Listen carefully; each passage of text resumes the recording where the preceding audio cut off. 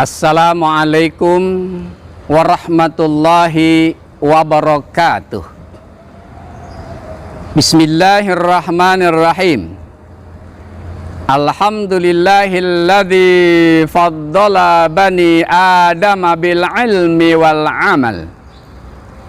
Ashhadu an la ilaha illallahul alimul jamal. Wa asyhadu anna Muhammadan abduhu wa rasuluhul hadi ila darajatil ayyal.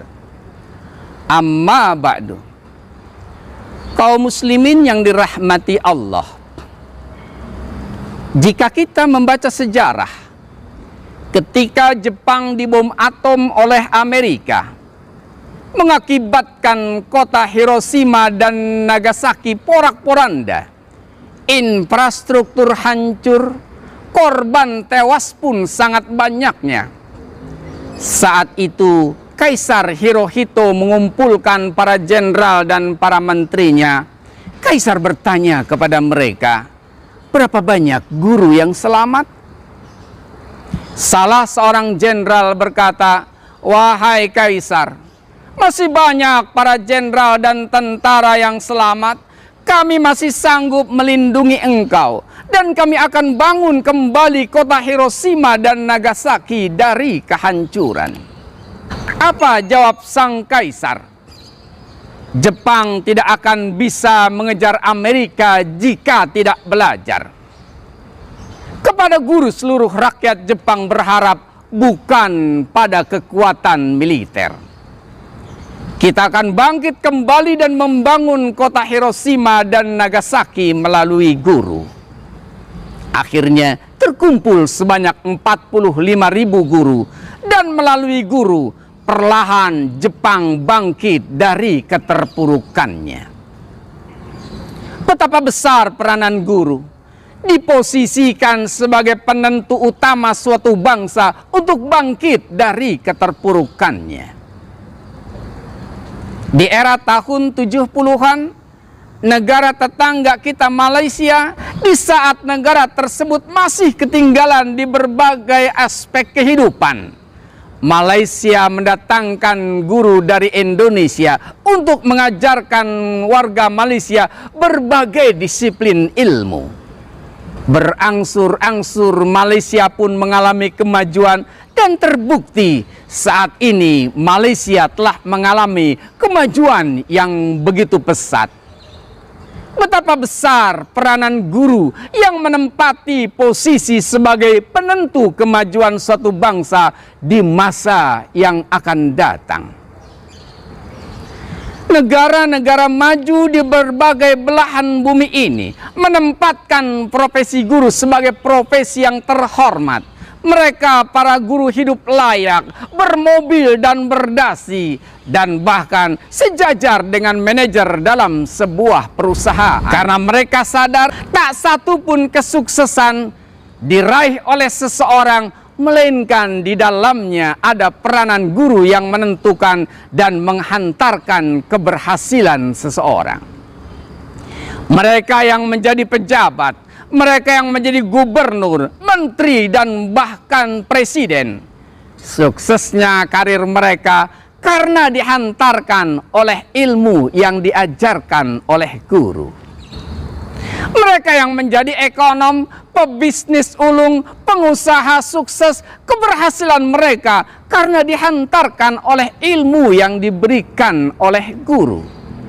Tidak ada profesi yang dijalankan manusia, tidak ada kesuksesan yang diperoleh manusia, dan bahkan tidak ada kemajuan suatu bangsa, melainkan di dalamnya sangat besar peranan guru.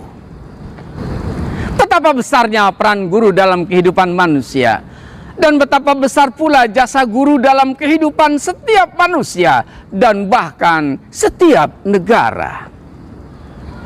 Kaum muslimin yang dirahmati Allah, bagaimanakah potret guru di Indonesia? Di satu sisi patut disyukuri oleh guru perhatian pemerintah yang begitu besar terhadap kesejahteraan guru, gaji dan tunjangan yang cukup besar yang diberikan kepada guru yang berstatus ASN. Dana kesejahteraan yang diberikan kepada guru swasta dalam berbagai bentuknya membuat sebagian guru berada pada status kehidupan yang layak dan sejahtera. Namun secara umum kita masih merasa prihatin dengan kondisi kehidupan sebagian besar guru, terutama mereka para guru yang mengabdikan dirinya untuk mencerdaskan anak bangsa yang tinggal di daerah-daerah, bahkan sebagian yang tinggal di kota-kota besar. Masih melekat simbolisasi Umar Bakri dalam lagu yang dibawakan oleh Iwan Fals yang memberikan gambaran guru penuh kesederhanaan, keluguan, dan bahkan kemiskinan. Bukan hanya simbolisasi yang melekat pada guru, di mana guru penuh dengan kesederhanaan, penuh dengan keluguan dan kemiskinan, namun juga terkadang mengalami kriminalisasi hingga masuk jeruji besi hanya karena menangani kenakalan anak secara emosi. Dan bahkan tidak sedikit guru yang harus menerima perlakuan tidak terpuji dari murid-muridnya, dihina dan dicaci maki, bahkan didoakan dengan doa-doa yang menyakitkan hati. Pahlawan tanpa tanda jasa adalah julukan kehormatan bagi guru yang telah mendedikasikan hidupnya untuk menyebarkan ilmunya tanpa balasan yang setimpal dari para muridnya. Seorang murid terkadang tidak menghargai, menganggap remeh atau bahkan menghina para guru. Sungguh, menjadi seorang guru bukanlah suatu keputusan yang mudah jika dibandingkan dengan gaji atau penghasilan yang diperolehnya. Keikhlasan hati dan semangat untuk mengabdi, keinginan untuk mencerdaskan masyarakat, menyebarkan pengetahuan, dan memajukan bangsa yang mendorong para guru untuk terus bergerak di jalannya, mengabdikan dirinya untuk bangsa dan negara. Benar-benar semangat yang patut dicontoh. Bagaimana seseorang seharusnya memiliki dedikasi yang tinggi untuk bangsa dan negaranya. Kaum muslimin yang dirahmati Allah, betapa Islam mendudukkan posisi para guru pada posisi yang begitu terhormat. Itulah mengapa Allah Subhanahu wa Ta'ala menempatkan profesi mengajar, menyebarkan ilmu, dan menyerukan kebenaran adalah profesi yang terbaik dalam pandangan Allah Subhanahu wa Ta'ala. Sebagaimana firman-Nya dalam Al-Quran surat Fussilat ayat 33, "Wa man ahsanu qawlan mimman da'a ilallahi wa amila salihan wa qala innani minal muslimin." Dan siapakah yang lebih baik perkataannya daripada orang-orang yang menyuruh kepada Allah dan mengerjakan kebajikan dan berkata, "Sesungguhnya aku termasuk orang-orang yang berserah diri." Orang yang mengajar dan menyampaikan ilmu, lalu ilmunya diserap oleh para murid-muridnya dan diamalkan dalam kehidupan kesehariannya, maka ada pahala yang terus mengalir deras untuk para guru meskipun mereka telah tiada. Rasulullah Muhammad sallallahu alaihi wasallam bersabda dalam satu hadisnya yang diriwayatkan oleh Imam Muslim, "Iza mata ibnu Adam in qata'a anhu amaluhu illa min salasin, shadaqatin jariyah, au ilmin yuntafa'u bih, awaladin salihin yad'ulah."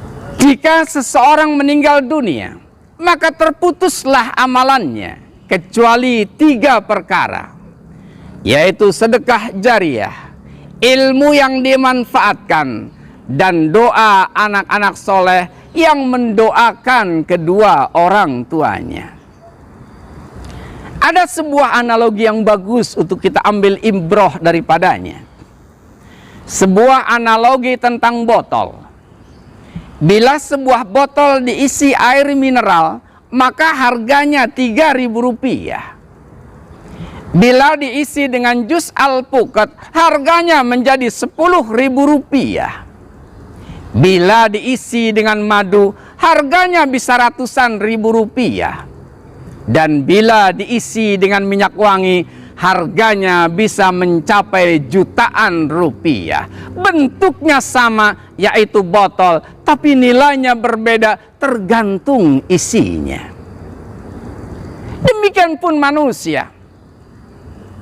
Sangat dimungkinkan karakternya berbeda, kemampuan dan kecerdasannya berbeda, nilai dan manfaatnya juga berbeda, tergantung ilmu yang ditanamkannya.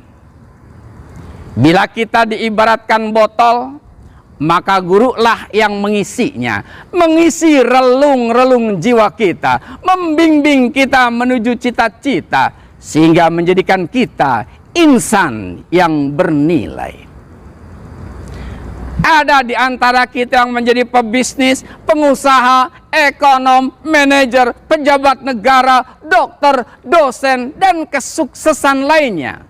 Itu karena sesuatu yang berharga yang ditanamkan oleh guru kita di masa lalu. Kalau kita bertemu dengan guru yang pernah mengajarkan ilmunya kepada kita, akan tampak tidak banyak yang berubah dari dirinya. Tetap penuh kesederhanaan. Sementara murid-muridnya bergelimang dengan harta dan kekayaan. Guru masih berjenjang pendidikan S1, sementara murid-muridnya sudah S1, S2, S3, profesor, bahkan menyandang status sebagai guru besar. Status mereka sama seperti dulu. Masih menyandang predikat sebagai guru, sementara murid-muridnya sudah menjadi pejabat negara, dokter, manajer, atau pengusaha. Karena itu kuingatkan kepadamu, wahai para pelajar, perlihatkanlah adab-adab yang terpuji di hadapan gurumu saat kau bersamanya. Berbicaralah dengannya dengan bahasa yang santun, bertanya kepadanya dengan bahasa yang sopan, dan mendengarkan perkataannya dengan baik, serta melaksanakan segala titahnya.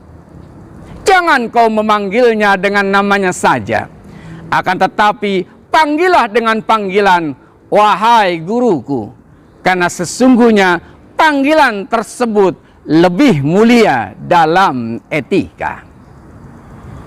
Berbaktilah kepada gurumu, karena dia juga sebagai orang tuamu yang selalu membimbing, menasehati, dan mengajarkan ilmu. Kesuksesan hidupmu di dunia dan di akhirat tergantung sebagian pada gurumu.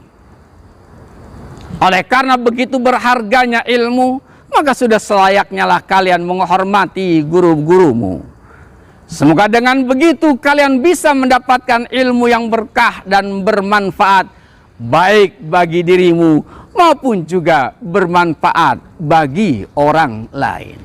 Wahai para pejabat negeri, wahai para pengusaha sukses, wahai para profesional dalam segala bidangnya, para guru dahulu telah berbuat mengajarkan ilmu kepadamu, mengantarkan pada kesuksesanmu. Saat ini, waktunya lah berbuat untuk guru. Buatlah mereka tersenyum menatap kehidupan ini. Bahagiakan kehidupan mereka sebelum datang penyesalan menghampiri karena tidak punya kesempatan membalas budi mereka. Untukmu para guru kutitip pesan, teruslah mengabdi untuk negeri, cerdaskanlah anak bangsa. Walau kau dijuluki sebagai pahlawan tanpa tanda jasa, namun yakinlah pengabdianmu akan tetap dikenang sepanjang masa, dan kelak Allah akan membalasmu dengan ganjaran surga. Selamat Hari Guru. Mudah-mudahan Allah senantiasa memberkahimu. Amin ya rabbal alamin. Wabillahi taufik wal hidayah. Wassalamualaikum warahmatullahi wabarakatuh.